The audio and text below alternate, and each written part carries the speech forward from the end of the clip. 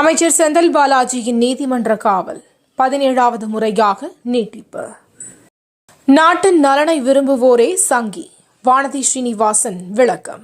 சங்கி என்பது கெட்ட வார்த்தை என்று ஐஸ்வர்யா எங்கும் சொல்லவில்லை. ரஜினிகாந்த் பேட்டி. இந்தியா கூட்டணி போல் திமுக கூட்டணியும் சிதறும்.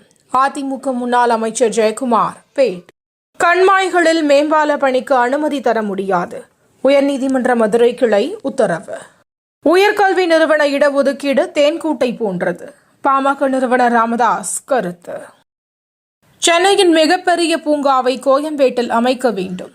அன்புமணி ராமதாஸ் வலியுறுத்தல். ராமேஸ்வரத்திற்கு வந்த பிரதமர் ஏன் முருகன் கோவிலுக்கு வரவில்லை?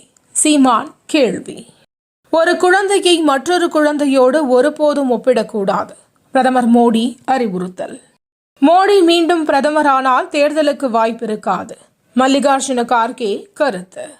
சிமி அமைப்பு மீதான தடை மேலும் 5 ஆண்டுகளுக்கு நீட்டிப்பு. மத்திய அமைச்சர் அமித்ஷா எக்ஸ் தளத்தில் பதிவு. நிதிஷ்குமாரின் முடிவு ஜனநாயகத்திற்கு நல்லதல்ல. டெல்லி முதல்வர் அரவிந்த் கெஜ்ரிவால் பேட்டி. இடஒதுக்கீட்டை முடிவுக்கு கொண்டுவர சதி நடக்கிறது. காங்கிரஸ் எம்பி ராகுல் காந்தி குற்றச்சாட்டு.